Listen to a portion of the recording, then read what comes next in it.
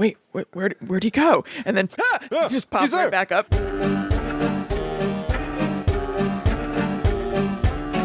Hello, welcome to Guide to the Unknown. I'm Kristen. And I'm her little brother, William. And this week we are telling your stories. We have a listener stories episode. So if you sent us something even way earlier this year, the time has come. We've been storing them. Yes. We keep every story that people send us. This is fairly rare for us to finally dig into listener stories, but people can always send us their, I don't know, frightening experiences. Yeah, even things you're just not sure, like, what the hell was that? Oh, I love that kind of a story for sure. Send all those to us. gttupod@gmail.com. Yeah. At gttupod. I love when we get to sit down and read a ton of stories from people out there. Absolutely. I want to note, only send listener stories to gttupod@gmail.com.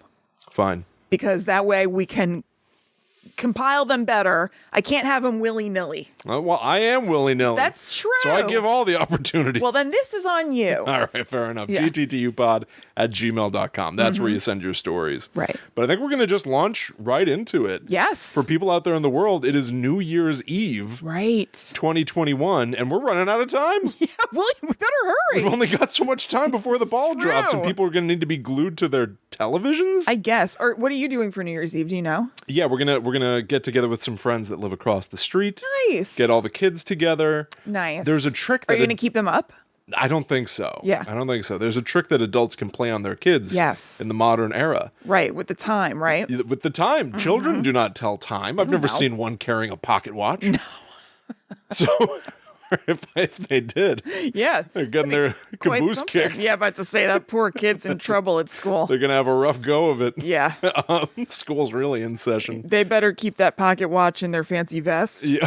And also then put a hoodie over the vest because that's not helping matters either. No, the vest is not helping. No. A denim vest with a pocket watch. I think plaid, but anyway. First grade. Yeah. So there are tons of New Year's Eve countdowns that you can put on. I'm sure there's a Sesame Street countdown. So who cares? Put it on at 7:30 at night and say, yeah, count down from 10, 9, 8, 7, and bam, Happy New Year. All right, kids, Totally. go to bed. Yeah, they get to have all the fun and excitement of the celebrating, but they're not going to question it. They've They don't got a know. bedtime. They got to go to sleep. I would imagine. Absolutely. I think realistically what we're going to do, we'll get all together.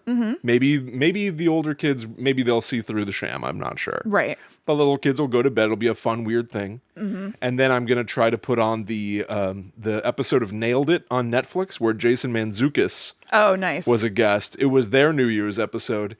Oh. And he keeps interrupting that's the right. flow of the show and doing a New Year's countdown and then going, what? No, I can't? Yeah, I'm not that's supposed to? right. He tries to throw out a commercial at one point. Yeah. It's on Netflix. Doesn't make sense. That's fun. I love it. Probably one of the perfect. funniest shows Oh, totally. I've maybe ever seen. I've Nailed watched it like It's great. 5 times. Yeah. Yeah. What about you? Nothing. All right. Very good. You'll just make it into the next year. Yeah. Well, Lord willing. hopefully. Yeah, we'll see. Who's to say? There's still a few days to go as of us recording right now. Let's not get cocky. All right. So let's launch into some stories here. Okay. This first one comes to us from Steve and Kat. Yes. And by the way, yeah, exactly. You do a little side eye there because we record these episodes live on our Patreon. And Steve and Kat are watching right now, so I'd better do this story justice. Yeah, right. There you go. This comes from Steve. I am what you would call a skeptic. I'm one of those people who, when people tell me ghost stories, I'm not necessarily always on board. But, all that being said, I have some weird stories of my own, and things I can't really explain why they happened or how they happened. I worked at an inn in Lunenburg, Nova Scotia, built in 1888, called the Boscawen Inn. The legend of the inn and of the ghost that is reported to live there is of Edna. The father of Edna Boscawen built the inn for her as a wedding present, and then I believe it was something along the lines of her husband went away to sea and never came back. She went mad, and then either died of a broken heart or potentially killed herself. So kind of like Mary Ellis. Yeah, that we've talked about very much. a few times here. There's a grave, a literal actual grave in the parking lot of our local movie theater. And it has very similar, very much the same story attached. I think this story probably repeats in a lot of places. I think so too. I think it's a classic. It's a comfy fable, right? The idea of, and I don't know what to make of it, that it's always a woman who can't live. I was about to say, I mean, honestly, I'm joking, getting like, oh, we're comfy with an upset woman. But it's true, unfortunately. It is true. Well, it's comfy probably because we've heard it many. Yeah, that's what I mean. I'm not happy about it, but times. It's right. It's a classic story of a woman pining for a man. She loved me too much. Yeah. That's a shame. Right. It's familiar. Exactly. I mean, that's a better word than comfy. Absolutely. So, the very first night that I worked at the Boscawen Inn, my new coworkers were telling me about the ghost of Edna. And as I said, I was pretty skeptical.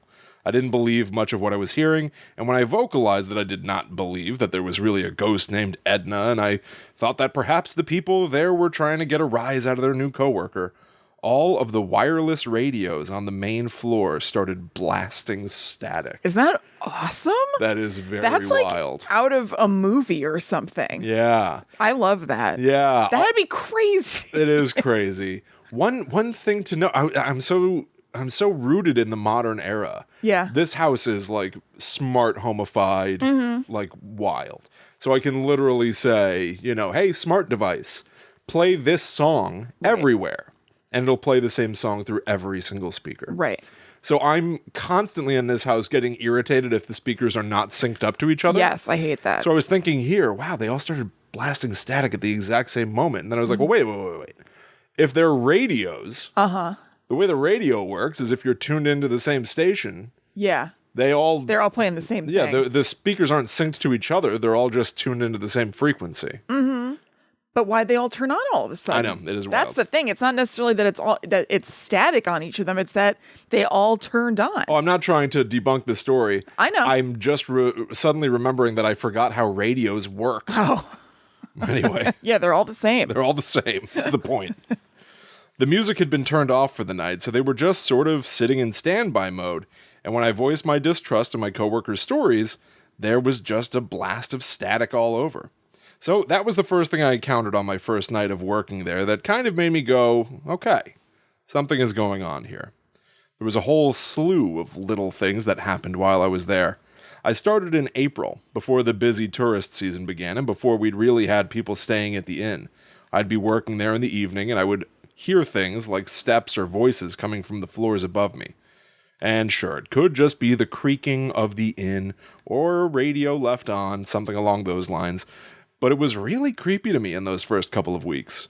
There was one particular night where I definitely heard two women talking upstairs, and there were no guests checked in that evening, so it was just me by myself there until 11 at night. I heard people talking around 8 or 9, and the next day I asked housekeeping why they were there so late.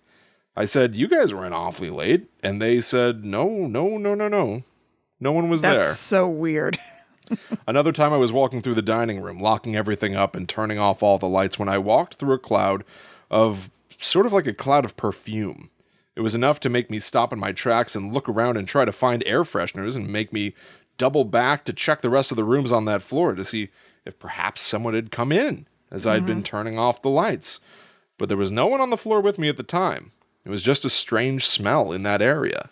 Now, that is sort of a thing. I am no stranger to a phantom smell. Your this nose happens to me. Stradamus. Yeah. Maybe I'm Claire, whatever it is, nosy. Claire knows But, nose-ish. yeah. But no, I smell a perfumey smell here and there. I'm going to clip out that moment of you just going, I smell. It has happened to me a number of times where I am trying to figure out what the source of it is and I can't figure it out for the life of me. Yeah, that is supposed to be a thing about some ghosts. Is that? Yeah. It is. I know. I guess we're so used to the idea of seeing a ghost, visual, or maybe like feeling the air get suddenly cold. Wow, the air dropped by 10 degrees as soon as I entered this room. Yeah. But the other senses, I guess here, you get like EVPs, or you hear a ghost whispering. Yeah. You never taste a ghost. Yeah, you're right. That's like the only one that's left out. Right? Maybe someone does. Somebody's out there tasting ghosts. I don't know. I don't know if it's a great idea. That ghost is delicious. That's a good one. But yeah, no, the smell thing, I get here and there. Why, you don't know about the ghost of Edna? She's scrumdiddlyumptious. Delicious. Later on in the summer, I started getting paid to sleep there. Someone needed to be on site 24/7, so they had me do it. I would love that job. I know. To sleep in a hotel and get paid for it, that's awesome. But you're never home, you're always at work. But maybe it's not I don't know if, they lived there. Right, yeah. Could have been, every once in a while. That's true. It was the easiest job that I ever had. I would clock in, I'd go to one of the rooms, and I'd spend the night in the rooms. And the maintenance crew one evening sort of said, "Man, you wouldn't catch me sleeping up there. I might sleep in the addition, but I'd never go up and sleep on the 3rd floor." I had a couple of very restless nights sleeping there. There was no real reason for it, but I just kept feeling creeped out by it. Like there would be creeped out by a window. There would be someone looking in every time I looked at it. There was one particular room that I slept in once, and then was like, can't sleep in there. Yeah. It had one of those crawl space doors, and I moved the dresser over in front of it because I was creeped out by it. I avoided sleeping on the 3rd floor if I could, and then I had the maintenance guys checking in and saying, like, "Anything weird ever happen to you up there?" And I said, "Yeah, sleepless nights." And they said that at some point in the 60s, there had been a murder-suicide on the 3rd floor. I don't know if there's any actual information about that. I never actually looked it up. Yeah, the feeling of hotels as being a transitory place. Right. Liminal, is that the term? Mm-hmm. People come and go. They might stay one night. They might stay there for a very long time. I think there are a lot of people that live in hotels, basically. Yeah, there are. Mm-hmm. But they're free to, come and go or suddenly up and disappear. And who knows what might be going on in there. No, it's totally true. The crawl space is definitely creepy to me. And pulling the dresser in front of it, I totally get. Absolutely understand why I do that. Yeah. But the weirdest thing that happened to me working there was when I was sitting at the front desk. I was looking out the window, and across the street from the inn, there was a park with some swings and slides and stuff. And at one point, the old courthouse was there, and the old gallows were there too. Perfect. Love that. Setting the scene. Are the gallows still there in the modern era? Do you think there's 13 steps to the gallows and a noose? No, I don't, because I read this and I don't think they would have it by a playground. Oh, that's a good point. Think it's like the monkey bars. As I was looking out the window, there was something about the image that was really bothering me. I just kept looking because there was a swing set that was just blowing in the breeze. But it just didn't sit right. And I kept going back to my work and checking people in and things, and I just kept turning and looking out the window. I couldn't put my finger on it, but there was something odd about that swing just blowing in the breeze. I finally realized what was happening and why it seemed strange. There was only one of the 3 swings blowing. That's awesome. I love that. That's the one swing that a ghost is on. Yeah. It was just the middle swing, and it was going back and forth and back and forth. And I sat there just watching it for probably 5 minutes, just back and forth.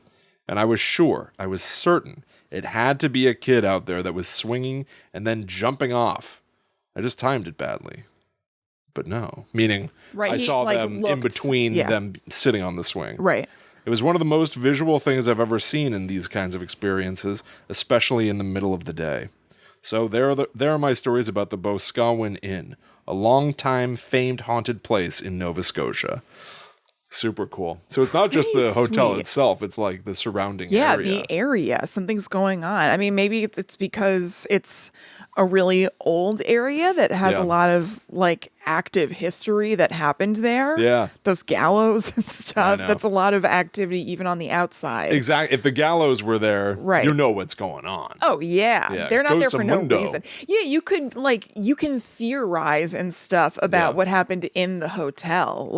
Maybe there was a murder-suicide, not really sure, but those things, happened in places like this, but we don't know. But gallows definitively are where people have died. Yeah, 100%. It's awesome. It is awesome. That was great. Totally. So thank you so much, Steve and Kat. Thank you, Steve. We actually have more from them, but we'll save it for another Listener Stories episode. Okay. Sounds good to me. Juicy stories. Thank you so much. Got some juice from that. That's right.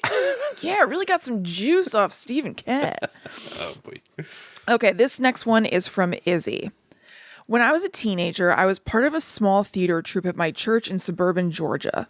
By theater troupe, I mean we were a bunch of drama nerd friends who happened to be who happened to include the youth choir director, and we were all allowed a small budget and the run of the building after hours in order to put on whatever family-friendly musical we wanted. That summer of 2009, it was Alice in Wonderland. Very biblical, clearly. Throughout our years together, we had one beloved tradition during our late-night dress rehearsals: sardines. Not the slimy canned fish, but the game, a sort of reverse hide-and-seek. For those unfamiliar, it goes like this. One person, it, hides, and everyone else looks for them. When you find it, you hide with them, and slowly the number of searchers dwindles lower and lower until one person is left wandering in what seems like an empty building, looking for 11 people squeezed in a supply closet. I was a master at this sport, once hiding so well that the game was called off before anyone found me. Have you ever played That's this? awesome. Yes! It rang a bell. I hadn't thought about that in a million years, but I have. Have you? I think so. Or another variant of Right. hide and seek. Something Definitely. like that. I know. Definitely hide and seek with a twist. Yeah. Oh, you know what? I think I What? know what it was. What? I think it is a twist. It wasn't sardines, but it was fun. We had gone out to Long Island. We've got family out there. And I don't know, a bunch of neighborhood kids were playing hide and seek. So everybody hid. There's one seeker. Right. But the twist was, if you find somebody, now they're searching with you for the rest. Oh, okay. So it's almost like the opposite of sardines. Yeah, a little bit. Yeah, you Until only convert the one people who are person is hiding. hiding. Right. Exactly. So and then that person wins, basically. So although maybe that's just regular hide and seek. Hide and seek. How does hide and seek work? Maybe it is just hide and seek. Because it's not like the kid who you found goes and like has a seat. Yeah, they go inside. Yeah. Maybe that is just they hide stop and playing. seek. I don't know. But so anyway, nobody knew who I was, because I wasn't from there. Right. I was playing probably with like our nephew's friends. So at a certain point, I was like, well, I don't want to keep sitting in this bush. This sucks. So I got up and I just started acting like I was walking around looking for people. And at a certain point, I guess somebody let slip that one of the people who's still hiding was a guy named Will. So I just started going, Will, where's this guy Will? Has anybody seen this guy? Yeah. And then when I was the only person left that nobody had found, I sort of revealed myself. I was like, "'Twas I." How did they take it? I think it was a real subdued response? celebration. Yeah, they were like, "Oh, well," because I guess some of the fun of hide and seek is you don't know what you're going to see. Yeah, But right. they'd been walking around with me the whole time. They're like, "It's you?" Hidden in plain sight. Well, okay. Well, I guess the game's over, right? We've already seen you. Yeah. Pack it in, boys. Huh. Let's go in, fellas. And they all go, "Yeah." Yeah, let's leave this guy here.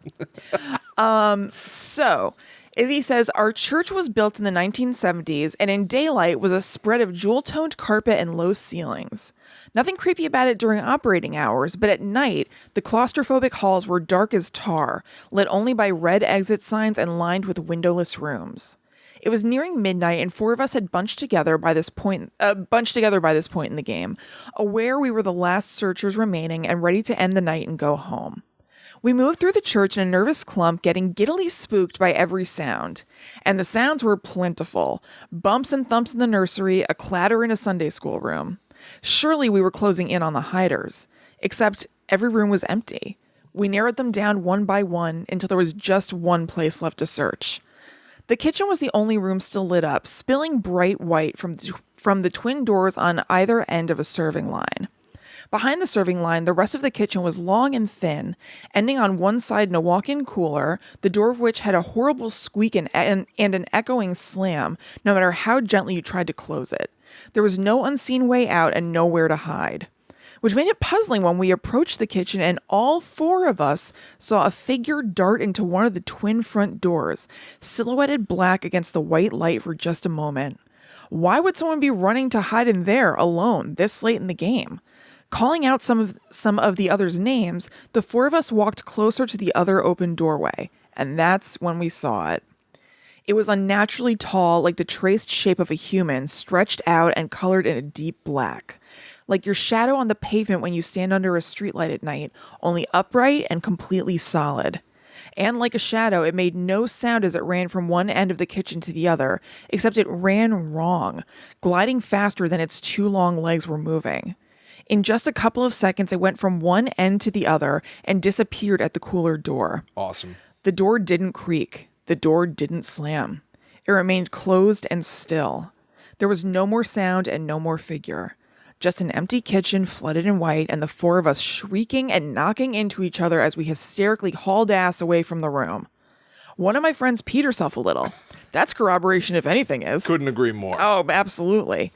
When we got back out into the hallway, we immediately sounded the Ollie Ollie oxen free, but the rest of our troop was already emerging from their hiding spot.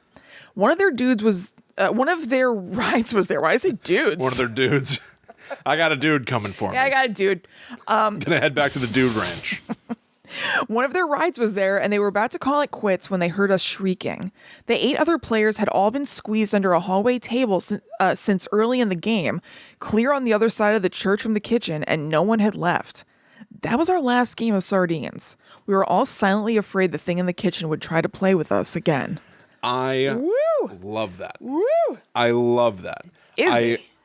I love the idea of a shadow being or an inhuman creature that's doing, quite frankly, a bad job at mimicking humans. Right. I think that is incredibly fun. I do too. I love the idea of it not moving right. Yes. It was moving faster than its legs were, so how is that even possible? Right. It's not bound by any of our physics is why. Right. Yeah, totally awesome. It's not anything that we can possibly understand. No. It, in fact, is probably trying to understand us so it can mimic us better. Yeah. But it's not up to the task just yet. Right. And maybe it was observing the game but didn't totally get it. So it was going to hide in that walk-in thing or whatever. Yeah. But that's not how the game is played. And here's something weird. So these kids are the only ones that are in this church, right? So during the day or during periods of time where the church is probably more populated and busy, maybe this thing is walking amongst people and it goes unnoticed because everybody is focused on doing their own individual task or whatever. But in this nighttime environment with only a handful of people who are playing a game that requires them to huddle together, yes, it's more noticeable. And it's also, alone. It doesn't blend in. They're deliberately searching. They're looking hard. During the day at church, they're bustling and they have these tasks to do.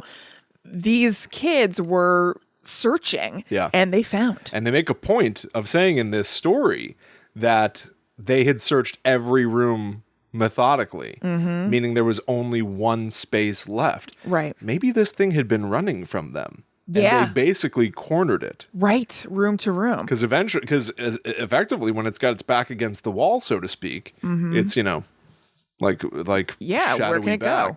Right. It just sprints away through the door. Yeah. And it gets out of there. Yeah. That's a very fun story. I know. That is very interesting. Oh, I really liked that. Yeah. All right. This story comes to us from Chelsea Rose, who says, "Hi. I love listener stories, and although mine feel lackluster to me, hopefully other people will enjoy them. People always say that children are more susceptible to the supernatural, and I was certainly a spooky child.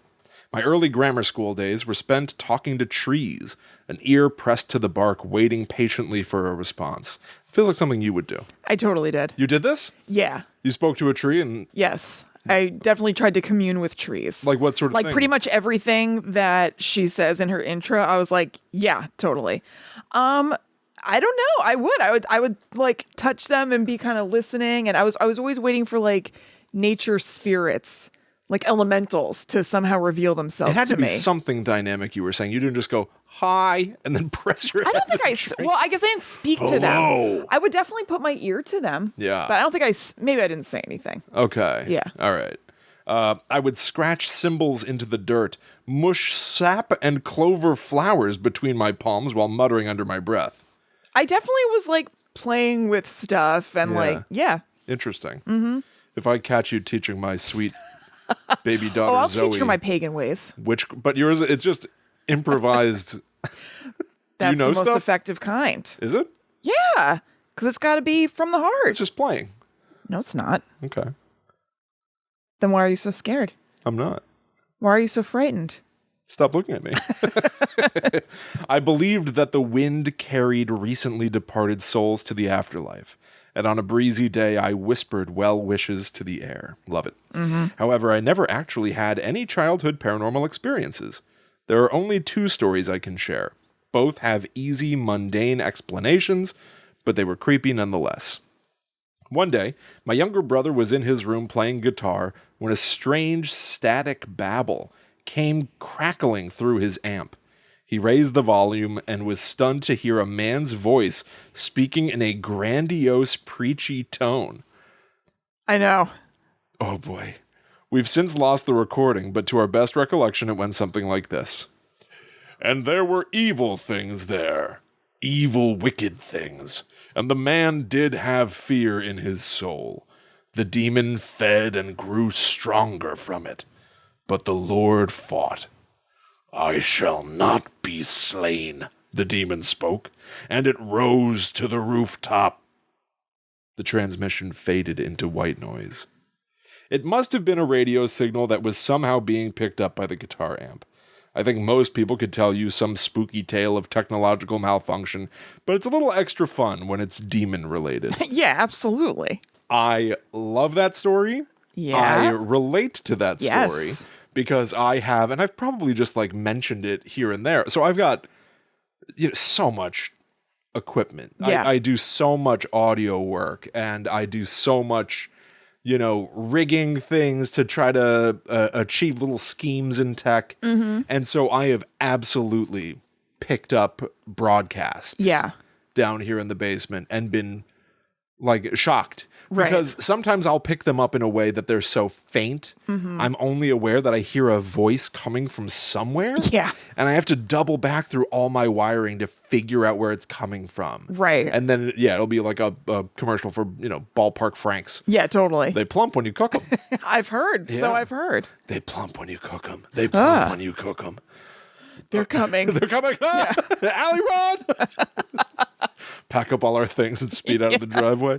But I love this. I'm so happy that. Yeah. But that's also the easy explanation. Right. Is to say it must just be. As Chelsea Rose says, these things can all be explained. Mm-hmm. But if there's any such thing as true paranormal activity. Yeah. I would hazard to say it probably is all stuff that most people like me, a skeptic, a celebratory skeptic, Sure, could explain away. Yeah. But it might still have been paranormal. Yeah. I love that they just picked up a frequency of a voice talking about demons. I know. Oh, and it's maybe it was fantastic. something that's been doing that all day long. Exactly. Yes. And they just happened to pick it up. They got it just then. Right. I love it. My second story is one of sleep paralysis. It was very late, and I was lying flat on my back, staying as still as possible, willing the tiredness to just take over already. I do that all the time. Yeah. I'm a terrible sleeper, and sometimes I'll just be like, let's go. Sleep. Get to it. Yeah. Just let's fall asleep now. Mm-hmm. Then I heard her, a woman's voice in the next room. This did not sound like a TV or radio. We did not live with any women. I do not have any sisters, and no one was bringing girls home at the time. No, an unfamiliar woman was in my brother's room across the hall, talking at full volume in the middle of the night. The weirdest part was that although she sounded so real and so loud, I couldn't grasp a word she said. It wasn't so much like she was speaking a different language, but more like she was speaking English, and I had forgotten how to understand it.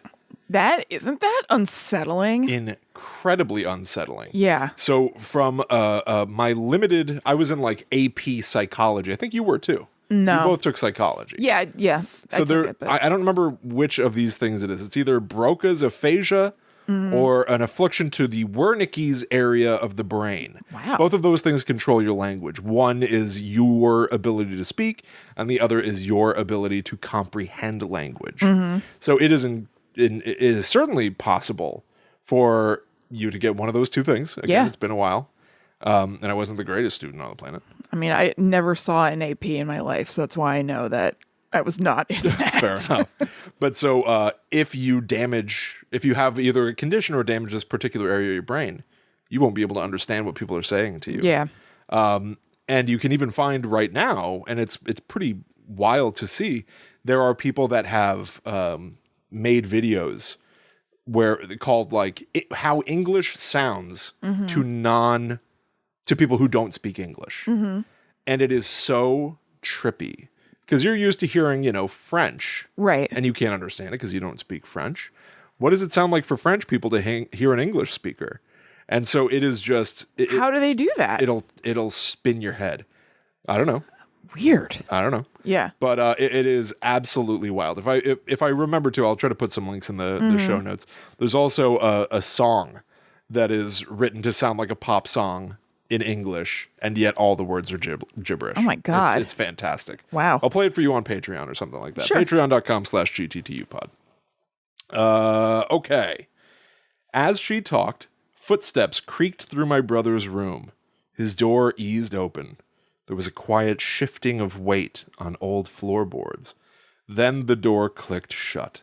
All the while, the unknown woman continued her one-sided nonsense conversation.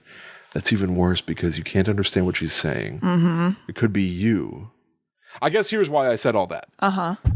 If she's in a position here to be trying to fall asleep, right, her mind might not be working to its fullest extent, or the conditions of sleep might be setting in. Yeah, most of the might time, be in that hazy in between. Yeah, most of the time I realize when I'm about to fall asleep because my thoughts stop making sense. And so I'll just suddenly be like, well, no, because we have to go to the store first.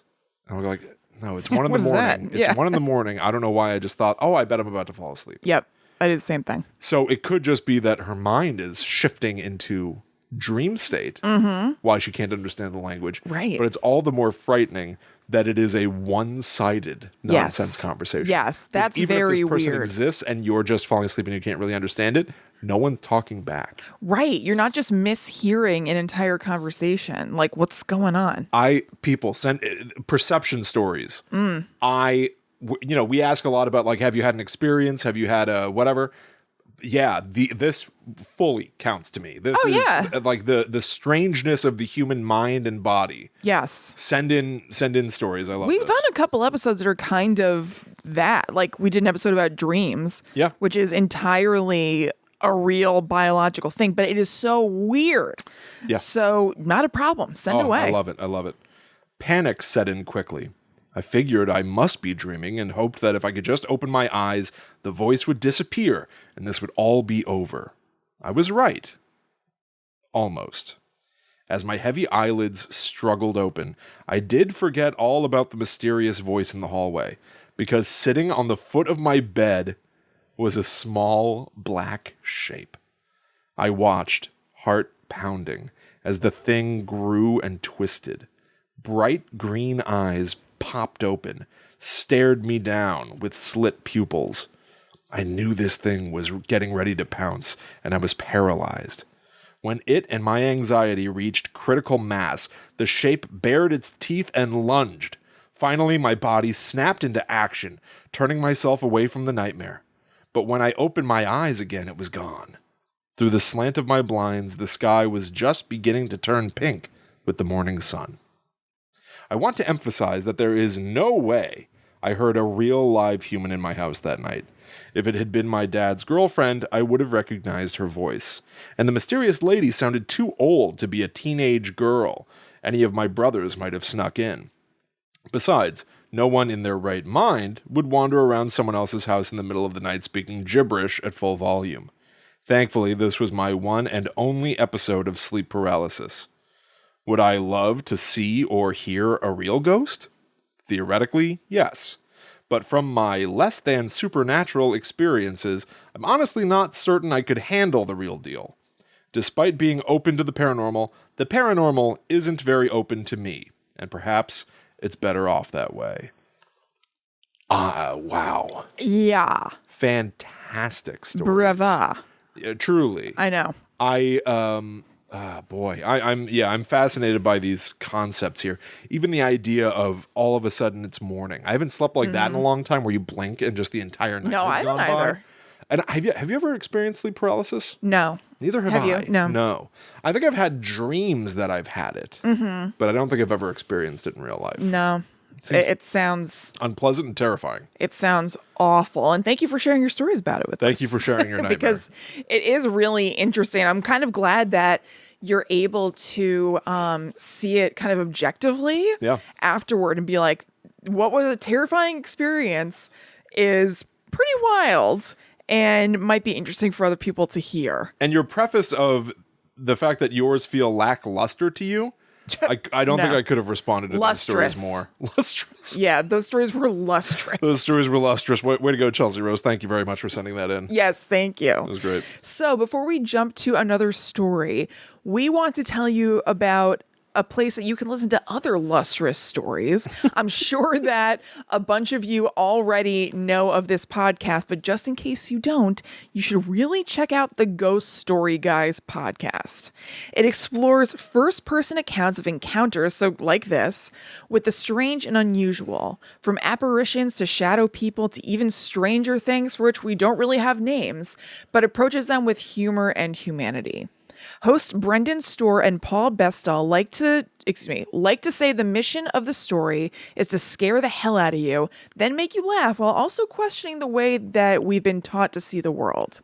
They also like to emphasize the importance of mental health and community, both of which are essential to us building a better world after this pandemic nightmare is behind us. And I think that Will and I are very allied with them on that front. 100%. This couldn't hit every note better than it does. I know. I've always said I enjoy the entertaining qualities of stories like this, but I really bristle against it when people use, experiences, whether it's paranormal stuff or true crime. Mm-hmm. When people use these kinds of stories of real people's lives purely for entertainment at the expense of caring about the people in the stories, it makes the skin on the back hair, of your neck. It does something to something. It makes the skin. The hair. Well, you mean the hair on the back of your neck, but I guess it makes your skin prickle? Well, my neck is made of skin, so I guess that's involved somehow. Yeah, one way or another. But they really do approach the stories not from a sensationalistic sort of thing. It really is very human, and they clearly are great friends. They have a great rapport. It's a feel-good show. I love that. We certainly are aligned in that. Yeah. So in the past year, they've had episodes centered on topics like haunted seaside towns, bridges, or doppelgangers, as well as locations like Yorkshire, Hawaii, Vietnam, and Northern California. So it's like us too. I know, location-based stuff. They've also had the privilege of guest storytellers, such as the legendary Hawaiian ghost story master, Lopaka Kapanui, acclaimed artist Sam Sheeran, writer Amanda Woomer, and Kevin Eustace, host of The Dark Paranormal and We Need to Talk About Ghosts. New episodes drop every second Tuesday, and you can find them everywhere you find fine podcasts, as well as youtube.com/The Ghost Story Guys podcast. They're on Twitter and Facebook as @GhostStoryGuys, Instagram as @TheGhostStoryGuys, and Reddit as our Ghost Story Guys podcast. Their home on the web is ghoststoryguys.com. So if you don't already listen to that show, check it out. It's a great show. I love it. Yeah. And I think that you would really enjoy it too if you like Guides to the Unknown. Dive into it, the Ghost Story Guys. Mm-hmm. And thank you so much to the Ghost Story Guys for doing a little ad swap with us. Yeah, we very much appreciate that. It's fun. Absolutely. I reached out and they responded beautifully. Nice. Okay. They didn't tell you to just shove it and run? No. Not this time. Plenty of people do. Yeah. they just ghost me. One side, nerd. I don't think that you can call it ghost if they never responded in the first place. That's but anyway. true, yeah. Okay, so this next story is from JD. JD.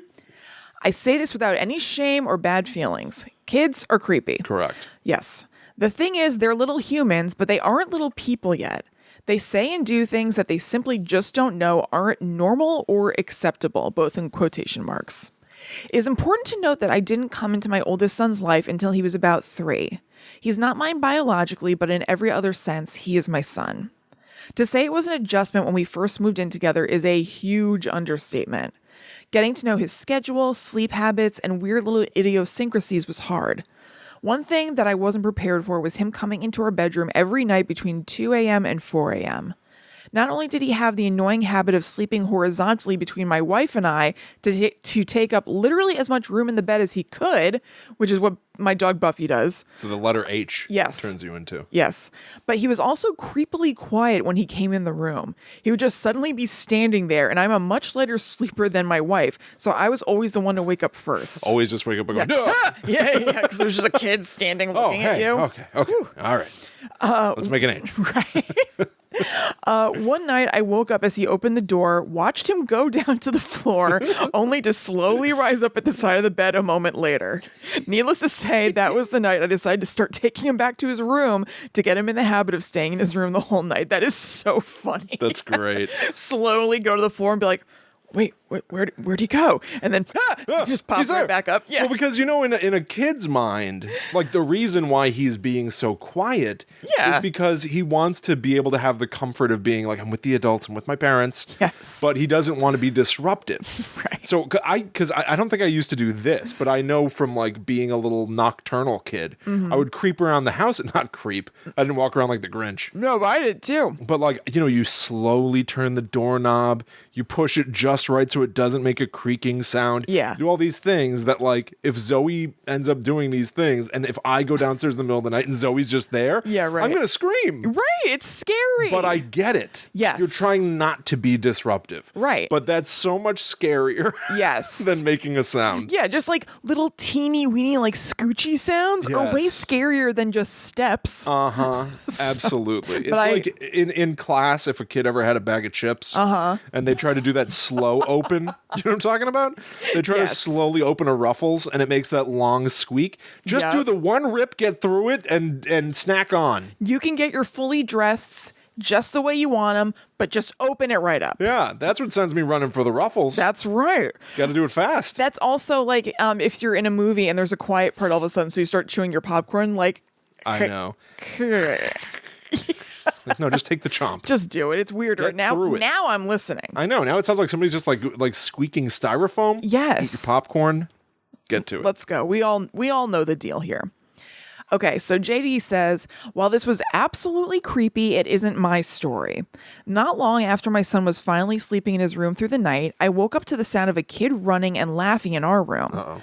I was exhausted and angry, but when I went to open my eyes, I couldn't. They literally wouldn't open. Then I realized I couldn't move any of my body. As I lay there, I realized that the laughter was much higher pitched than my son's, and that it also sounded like feet running on hardwood floors and not the carpet of our bedroom. Ooh. I think the scariest thing was that I could hear the footsteps running to the other side of the bed and back, like the sound was actually moving away from me and then coming back. It was unlike any dream I've ever had, quote unquote. I focused all of my mental effort on getting my pinky to move. Thanks for the tip, Haunting of Hill House. I was eventually able to move my pinky and then wake up. There was, of course, no kid running in our room. Our door was closed and my son was fast asleep, I checked. But it's an experience I'll never forget. Thankfully, our oldest son is 8 now and has no issue staying in his room through the night, and our youngest son, who's almost 2, is kind enough to slam the door open when he comes in our room, although this can be quite startling. Yeah. I hope that this is my first and only experience with sleep paralysis, especially because I am utterly afraid of encountering the Hat Man, who's associated with so many sleep paralysis encounters. That's right. Yeah. Yes. Mm-hmm. I think one thing that we're learning from this story, unfortunately, is there's not really a great non-frightening way for a child to appear in your bedroom. No, opening the door and slamming it open at least gives you the fast jolt, but it's still very scary. Yeah. But creeping in also gives you pause. I do like creeping in, dropping to the floor to slither near, and then popping up. I think it's really funny. The most entertaining option, I think. I know. I wonder what the thought process was. What do you think of this story of hearing? Because it doesn't even match the physical. I know. Like, he doesn't have hardwood floors. Yeah. So what's the deal? I don't know. Could it be... I don't know how old this house is. Right. I know. Could it be that this room used to not have carpet? A residual haunting sort of thing. Somebody back in the day maybe was pacing the room back and forth without carpet, and now JD tapped into that somehow. Uh-huh. You never hear about pacing much.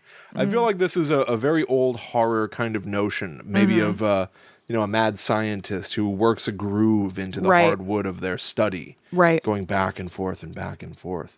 Yeah. That's not something you encounter much, but in this story of like a kid sprinting Yeah. back and forth across the room, I don't know, it's just interesting. It is. In our mom's old apartment, which I think we can officially finally sort of talk about, Sure. upstairs, Oh, God. her neighbors on the floor above her, they had a kid who would he was like bouncing off the walls. Yes. Like flubber. Yes. He was an extremely active child. Yeah, so he would just like run from end to end of the apartment, jumping on the couches and stuff. And at one point, our mom was like, bring in groceries or something, or just heard through the window. I don't know. The parents going like, you can't do that. You got to keep it down. It's too much noise. And the kid goes, I just get so excited. I was like, yeah, we know, buddy. That's not. I think you're mashing up a couple of stories. Oh, really? Yeah, it was. Mom was talking to the mom outside. They were both outside, and the kid was running around all over the place. And then he basically climbed the mom like a tree, and then said, "I just get so excited." But she did hear them saying another time, like, "All right, you gotta calm down, buddy." Okay, yeah. I've seen a kid climb their mom like a tree before. I've witnessed this. Yeah, it's a thing. There was a quite famously, I used to frequent a convenience store by our old house, and a person who worked there was Oh, yes, that's right. That's right. an incredibly unique individual. Yep, really stood out. She very much stood out. And at one point I walked in and there was a child That's right. who was running around the store with like hair down to their butt. Yes. And no shoes. Yes. And I was like, what's going on? Like, there are no other people here. And it turned out to be the woman who ran the convenience store. At some point, she was like, Daniel, stop it. And he ran over, and without shoes, I think his toes were able to find passage easier. Yeah, he could get purchase on her body. He like climbed up to her shoulders like that. You know the Capuchin monkey in Raiders of the Lost Ark? He like climbed up on top of her, and I was like, this is weird. This is where I get like a sandwich? Yeah, Why am I getting food from here all the time? I know. That was a wild scene. Didn't seem No. very clean. No, I know. It's crazy. We probably have some sort of like lifelong disease. Lifelong disease. Yeah. Yeah, I'm afraid, just- sir, you've caught a lifelong disease It's just simmering that we've never seen before. A lifelong disease. I've never heard that phrase before. from getting the heroes at this place. Yeah, I know that it's, obviously it's a thing that you can have a condition that's persistent. I've never heard the phrase lifelong disease. I don't think it's a thing. It sounds really weird. It does. I have a lifelong disease. Well, great. Now I have a lifelong disease. 'Cause I got sandwiches from this place. This convenience store. All right. This next story comes to us from Bethany. I went to a small private college in Tennessee that has been around since the early 1900s. My freshman year, I lived in one of the older dorms in the center of campus. There were always rumors of there being a ghost in the dorm, but I always chalked it up to older students wanting to startle the freshmen. This is always a thing. Yes. People are always trying to startle someone who's new. I know, they love it. Back off. Let them live. Leave me alone. A couple of months into the semester, however, my floor specifically had a couple of experiences we could not explain. The rooms in this particular dorm were set up with 2 girls in a room, and your room was attached to another by a small bathroom. One day, my roommate and I were both sitting in our beds doing homework later in the afternoon. Neither of us had been up for over an hour when suddenly our sink faucet turned on. It wasn't full force, but definitely a steady stream that caught our attention. We turned it off and just kind of shrugged it off. Not long after that, a week or so maybe, the room across the hall from us had their bathroom door slammed shut when just one of the roommates was there. Now, these doors were very heavy and would catch on the carpet of the bedroom. They did not close on their own, and we tried everything to get them to slam without someone pushing it. Nothing. I love the scientific process there. Right, like Can this figuring it happen on its out. own? Yeah. No. The final thing I remember was that several of us were hanging out in the room where the door slammed. We were trying to use flashlights to write our names or words in the air and capture it on camera. This was in 2009, so we were still using digital cameras. In one of the pictures, instead of a letter, it was a clear arrow pointing to an orb. Of course, we all freaked out and tried again and again to recreate that picture, but we never got another orb to show up. We all decided then that the ghost's name was Doris, and we would often say hi to Doris when we were coming and going to and from class. I don't remember anything else significant happening after that, and I lived in that dorm for another 1.5 years. I never remember any of us being scared of Doris, though. And I'm still not sure there aren't many explanations for these things that 18-year-olds couldn't figure out. But it was definitely a really fun experience, and to this day, if any of us talk to each other, we'll probably bring up Doris in the conversation. I've never looked up the history of this particular dorm, so I don't know if anything ever happened there, but it was a really old building on campus. I also worked in the student center all throughout my time at the university. Now, I never experienced anything I would call paranormal, but there were some creepy moments. This building had a bell tower that I had access to through my job. Sweet. A bell tower. We've got some people with really cool jobs out there, or who have had cool jobs. Access to a bell tower, check. Getting paid to sleep in a hotel, check. Double check. That's awesome. I'll tell you what. I used to, one of my first jobs, I used to temp at a very big company. Yes. Let's just say you won't cry from their shampoo. Anyway, some of their... And if you do, you could dry your tears with a bit of baby powder. Yeah. Good one. Thank you. So some of their campuses were enormous. Why are we being so coy about these things? I used to temp at J&J. Yeah, and also we used to go to Quick Check. Yeah, it was I just like it on shows. I know, it's funny. I think part of it is the fun of having to dance around something and be like, I was at a certain well-known pizza establishment.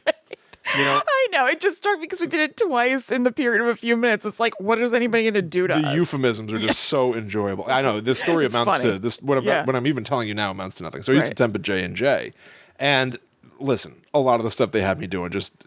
There wasn't work. Frequently, my boss would just like forget to give me something to do. So I would just spend 8 hours playing like Donkey Kong on my phone. Yeah. And then go home. Right. You know, I don't know. Well, I got paid for the day. That's kind of neat. I was in there. I don't know. Yeah, it's awesome. So sometimes I would just walk around and kill time. And I got into the habit, because some of these buildings were so old, I would specifically look for areas where there would be, you know, roof access or see what's at the way top of like a stairwell or down old hallways that it looks like nobody's gone to for a while. Because in almost every one of those buildings, there were places that clearly had not been used for years. Right. And it sort of reminded me in this story of being like, yeah, I could access a bell tower. Without a doubt. I'd be up in that bell tower. Oh, no question. For what reason? None. I'd be using my head to ring the bell. Back and forth. I think this is why people haze the new kid. This is why.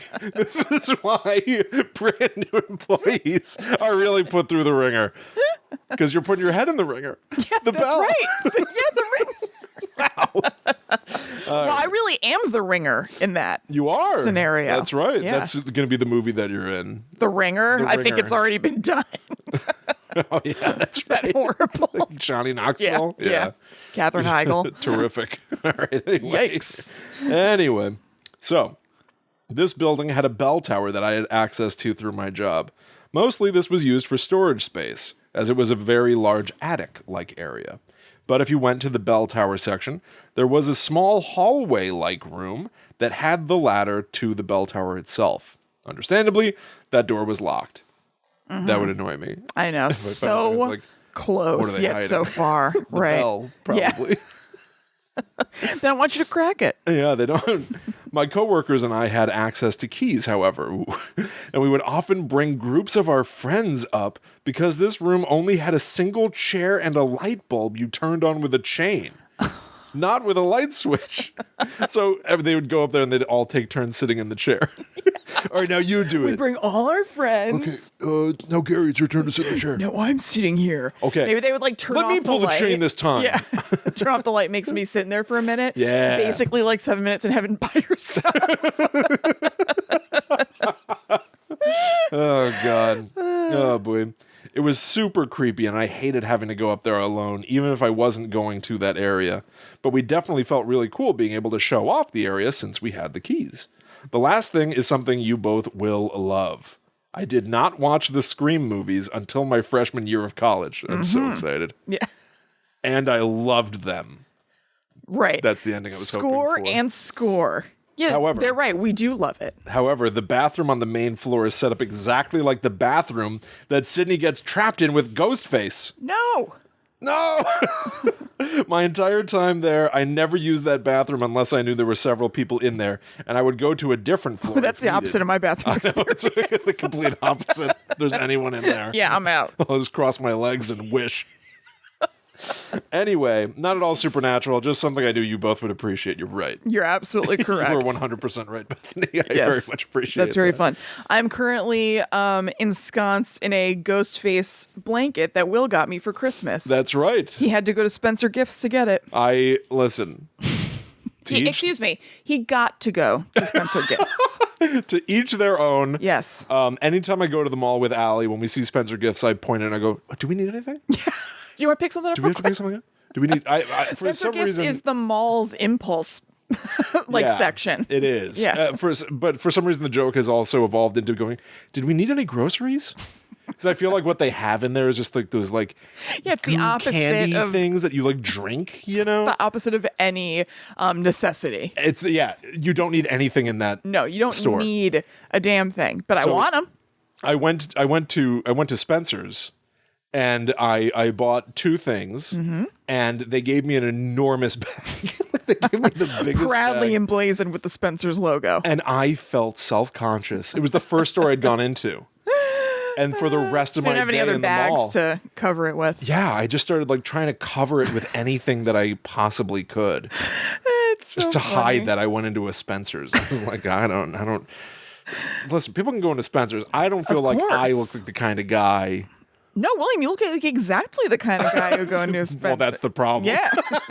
People are not surprised, and that's the issue. That's also where you got the lightning thing for Ryan, I'm guessing, Yes, right? that's So you right. know those globes where there's an electrical force going on and little lightning shoots out and you can put your hand on it and then the lightning's all where your hand is. Yeah. Will got that from my husband that pulses to music and stuff. Which is kind of cool. It's super cool. Yeah. He was thrilled. He unwrapped it immediately. You guys already have lava lamps, right? Not right now we don't. I know. I almost 'cause got it you a broke. lava lamp, but I figured that you already had one because you're you. I pretty much always have one going. How but did you overuse a lava lamp? I don't know. I don't wear know. it out? I don't know. It blew out. I even got a replacement light bulb for it and it wouldn't go again. Well, I got a little place you can go. Spencer Gifts. Spencer Gift. Do you remember that I spilled a lava lamp in St. Louis on the white carpet? Vaguely, yeah. A blue lava lamp. Oh my God. I What is know. that material? I don't know. there? Lava. What makes I don't know. I don't know. I don't know what that is. Who knows? I don't need to know. I just need to enjoy it. Yeah. Okay, so this is going to be our last story for this episode because, Will, I got to tell you, we got another one coming. I know. It seems like we're going to do a part 2 here. That's right. But Lexi is going to take us on out here. So, and this is kind of a recent thing, which is fun. I'm jumping forward in time a little bit as far as the chronology of when we received these. Jumping forward in time, now this next story from Lexi hasn't happened yet. Well, This will happen to Lexi in the next few weeks. a lot of these that we read, we got emailed in January and February of 2021. This one, Will, we got just last month. Oh, okay. So I wanted to, because I wanted to tell it when we're still somewhat close to it. Sure. So Lexi said, and this is very fun to me, I'm emailing you guys because something else happened to me not 15 minutes ago as I'm writing this. Mom and I have been cooking and cleaning all day in preparation for Thanksgiving. As I was putting the sponge down after cleaning the dishes, I saw a woman in a white nightgown dash into our bathroom. That's not good. No. White nightgown, too. It's not just a traditional woman in white situation. No. In your nightie. Yeah. Yeah. Ma in her kerchief and I in my cap. That's right. Right? Right into the bathroom for a midwinter snack. What? Oh, sorry, what? I'm sorry, what were they doing? Someone's in the Nothing. bathroom eating all the toilet paper again. They have Pika. Someone's eating all the toilet paper again. They have Pika. Pika is this thing dogs have where they eat paper. It's not just a thing that dogs get. Oh, I guess you're right. It's a I guess condition you're where right. people eat things that are are not meant to be traditionally edible, food. and because sometimes I'll catch Kristen's dog Crumbs eating paper towels and stuff, I would say he has pica. No, but if you He's just a hungry guy. he's a very hungry guy. If you Google like dogs eat paper towel, like Pika comes up in connection to dogs. Oh, it does? So I forgot. You're absolutely right, but I forgot that it's a thing for humans as well. Yeah. So, okay, anyway, so I saw a woman in a white nightgown dash into our bathroom. I could faintly make out waist-length dark brownish red hair, and she was around my mom's height. I almost thought I was seeing things until I went to the hallway and saw my dog, Jaeger, standing at the edge of the bed and watching the hallway where the woman just was. Oh, no. And it happened, something that hasn't happened since I was a kid. My great-grandma Betsy's name popped into my head, which makes sense because this used to be her house. I never met her, but I did used to have random names pop into my head when I was younger. I looked calmly into the bathroom and said, I'm not joking around. Whoever just did that, please don't do it again because it made me extremely uncomfortable.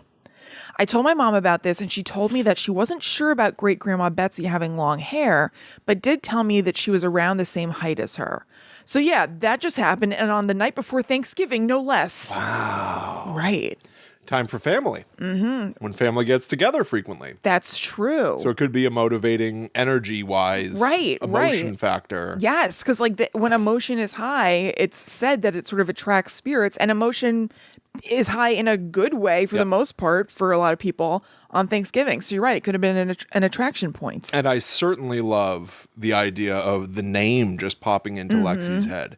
I know. That is like an ESP psychic sort of, just a touch. Right. And of like what the truth is. It's so simple and not flashy, but that's one of those things that makes me believe more than other stuff that might be more standoutish. Like it's just kind of every day. Yeah. But I think that's the way that things probably work more than a big, crash bang thing. Exactly. Again, the sort of thing that you could easily go, I don't know, she experienced something and she was aware that the house used to belong to Betsy, so she thought Betsy. Like there are any reasons. There are a million reasons why a skeptic can shrink an experience or simplify it and explain it away. Right. I've certainly done it habitually and reflexively, and it's not unreasonable to do so. But exactly. I do just think that there are some things that we just might not be able to explain. Yeah. It's just the way it goes. I love that. I know. And I also love, because we've talked about it before, you can opt not to be haunted, it seems. Yes. And you can request, please do not do that again. I was pleased to read that, and actually somebody's story that we'll read next week for part 2 said that they did the same thing. They said something like, I took a page out of the Guide to Unknown book and said, please don't do this. Please don't scare me. And I was like, oh, okay, cool. There you go. I love that. It is there are people that are like, know your rights. Yeah, right. They can't ask you for your driver's license if your picture's silly. Right. Like, know your rights. Yes. You can say to a ghost, please don't haunt me. I'm not into this. Just like you would say to a person, please don't do this. You're freaking me out. This is upsetting me or whatever. Certainly. Ghosts are people too. That's right. That's my bumper sticker. Hopefully. Yeah. Unless they're demonic. Right. We don't know about that. Of course. That shadow thing, the elongated shadow that runs at a different speed from how it's moving. I got to tell you, next week, don't like that. We got a shadow thing that's shaped like an egg. Can't wait. The ghost of an egg. Oh, no. Oh, no. Oh, no. I wonder if you can opt to be haunted. Huh. Interesting. I get. Well, that's what Bagans guess. tries to do. Yeah, pretty much. Where he was like, I'm the new warden. Yeah, right. Come show me what you want me to do. I guess kind of. Yeah, you can kind of invite stuff. Yeah, you can try to invite. Right, exactly. And it goes both ways. You can try to say no. Maybe sometimes that doesn't work. Exactly. Who knows with the ghosts? Right. You never know with a ghost. You never know. But you know what I know? What? We gotta go. Gotta go. That's what I know. So thank you so much for listening and or watching. We hope you enjoyed this, and a big special thank you to the people who sent in listener stories over the last year, because these rule. And it's so nice that you took the time to write them out, to like find our email address and send them out so that we get to enjoy them, but also everybody else does too. You've totally made somebody's day who was commuting or doing dishes or taking a walk, and that rules of you. So thank you very, very much. Yeah, especially here at the end of the year. Right. As we bid farewell to 2021 and we kickstart 2022. Yeah. It's a lot of fun to sort of dig into the stories that we've been accruing over the course of the past year. year. Yeah. Because no matter what, when you send in the stories, we keep track of all of them. Yes. We're holding on to them. So please keep sending them in. gttupod@gmail.com. That is where you should send your stories and nowhere else. Thank you very much, William. You're welcome. Now, if you would like to support the show monetarily and also get a whole bunch of cool bonus stuff as a thank you in return, go to patreon.com/gttupod there. We have a bunch of different tiers, so you can kind of pick your poison, and you can opt to either get a bonus episode every week, every other week, or every 4 weeks, depending on how much you choose to donate. And thank you so much to our existing patrons. You rule so hard. Check out the Discord that's connected to Patreon if you have any doubt about how much these people rule. And thank you so much, and we hope you're enjoying the stuff over there. Yeah, everybody. And so just to check in on that, the most recent episode that we have up there is for our Demons and Banshees. It is our review of The Matrix Resurrections, the new Matrix movie that's out on HBO Max and in theaters. Kristen and I both watched, then we sat down and talked about it, give whether or not we recommend it and our thoughts of it on the whole. It ended up being a very, not shockingly, metaphysical sort of conversation. Yes. That I thought was really interesting. Yeah, and a me lot too. of fun. I enjoyed it. And this coming Monday's episode is going to be for our ghosts, banshees, and demons all together. And it is going to be, if the tech works out, Kristen and I are going to look at all of the marketing materials that are coming out for the new Scream movie. Right, including an ARG game. So we'll see what's going on. We're going to figure out, there's like a TikTok account that's been posting stuff in universe. I think it's basic. I haven't looked at it specifically. I haven't either. Yeah, same. I think it's a girl that says she lives in Woodsboro. I think. Oh, I'm not 100% sure, but I've been pulling together like a ton of material. This is excellent. Because the Scream like social marketing game has been pretty on point. So we're going to take a look at all that stuff finally. And I've been waiting for the opportunity for Kristen and I to be in the same room at the same time to do this, because we've been in varying stages of quarantine stuff for a while now. So we're finally able to do this. So that again is this coming Monday. And that's for everybody, starting at the ghost tier on up. Yeah. So come check that out, patreon.com/gttupod. Follow at gttupod on Twitter, Facebook, and Instagram to keep up to date with what we're doing. Kristen has been posting a few fun things here and there as well, little videos of spooky stuff throughout the week, if it makes sense. And you just saw a soap opera. The Marlena being possessed storyline is on Days of Our Lives right now. A repeat or like a new? It's a new storyline, but I mean, that did happen back in the 80s, but they've resurrected it. And so I had the TV on today, and I wasn't really paying attention. Then I clicked into it, and I was like, "Oh my god!" Same ghost or a different? Did she get possessed? I don't know. I don't know. Okay, unclear. I seriously, what is on our social media is all I know about it. I took those videos and then I carried on. Who could blame you? Right. Very well. So that's at gttupod.com. Yep. And gttupod. Oh, you said at gttupod.com. Yeah, it's at gttupod on social media. What a fool. She doesn't understand social Come on. media. Still has a flip phone. Come on. Anyway, gttupod.com is the home of Guide to the Unknown. You can get links to our TeePublic to get some merch. I've been seeing some people buying some shirts and stickers lately. That's been very nice. Yep. You can get to all of our podcast apps. Please leave us a review on Apple Podcasts or Spotify. We've gotten some great reviews recently there as well. You can find links to send in your stories, send in just suggestions for future topics, our P.O. box if you want to mail us anything to check out. And you can also reach out to us individually online. That's right. I'm at Chillin' Kristen. I am at The Myth Traveler. So, Happy New Year, everybody. Yes. Have fun. A whole new year starts off, and I'm really excited to see what 2022 brings. Me too. A whole new year starts off. I can't wait for it. Shut up. So we'll be back with more of your experiences, but until that time comes, we must travel. Back to the netherworld. Go wait.